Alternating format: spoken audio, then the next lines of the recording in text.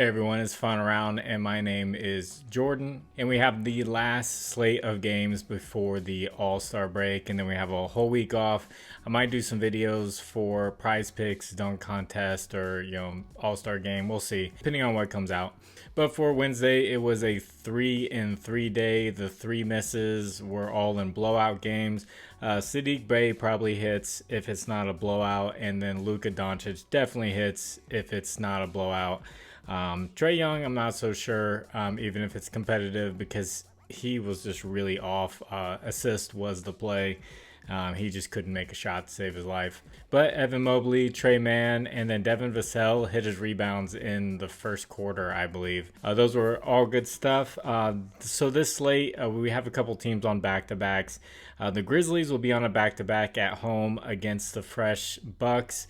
This game kind of worries me a little bit. Very high blowout potential. I know the Grizzlies just beat the Rockets. It was a tight fight, but now you have the Bucks coming in against the Grizzlies, who are outmanned.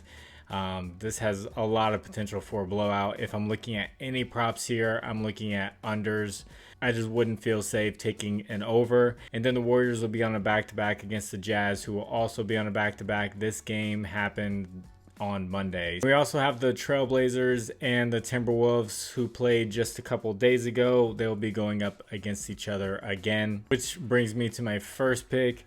It's going to be DeAndre Ayton over 25.5 points, rebounds, and assists. And also, I forgot to mention, the image that you see on the screen is from a data app called Outlier. There's a link in the description that'll give you a 7-day free trial.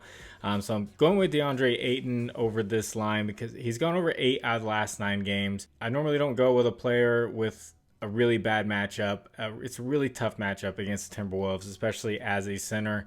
But he literally just played against them with this terrible matchup, and he had 22 points, 16 rebounds, and 1 assist on 11 of 12 shooting up against Rudy Gobert. It didn't seem to faze him at all, and he's been playing this way for the past couple weeks. So that's why I still like him, even though the matchup isn't that great. And then my second pick is going to be on the other side of things. I do like Rudy Gobert's lines. He did play well in that game a couple of days ago. I like him over 27.5 points plus rebounds.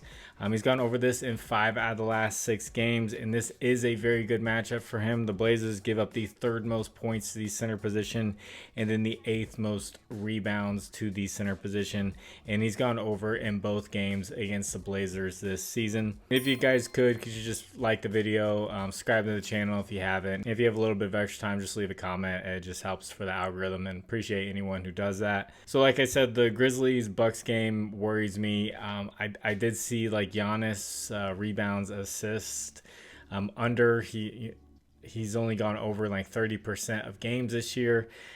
If it is a blowout, then yeah, the unders are going to be great. The only thing that worries me is that the Grizzlies just beat a decent team in the Rockets, so they could potentially put up a fight, and then you got some guys going over. So it's scary with that high blowout potential. It's just a game I'm going to fade completely. But with this Jazz and Warriors matchup that happened on Monday, I had Lauri Markkanen, who had a really good matchup for points. It was a blowout. The Warriors blew out the Jazz. He did come close to his points line. He just hasn't been shooting that well overall over the past few games. So taking a cold player on a back-to-back, not my favorite thing to do. So I'm not going to go with Lauri Markkanen, but Steph Curry does have a good matchup here. The Jazz give up the 4th most 3-pointers made to the point guard position, and he made 7 3-pointers against the Jazz on Monday. But his last 4 games, he's made 11 3-pointers, 9 3-pointers, 7 against the Jazz, and then last time I checked before I started this video, he had 7 3-pointers made in less than 3 quarters against the Clippers. So it looks like he's just heating up before this 3-point competition. I wouldn't expect him to not sit there and just take a bunch of more threes right before the All-Star break. So he has a really good matchup here. I don't know what the line is going to be. I expect it's going to be pretty high. His line is normally 4.5, but as crazy as it sounds, I think of 5.5 over 3-pointers for Steph Curry right now. Isn't that bad of a bet? Those are just a few games. I'm not even going to shout out my partners or anything like that. There are links in the description if you want to try out some apps. And if you'd like to discuss lines further, I do have a Discord. The link is in the description. That's free as well. Happy last day before the All-Star break. It is late. I'm going to get this edited and get it out to you guys. So God bless you all. It's the final round. My name is Jordan. I will catch you on the next one. Bye.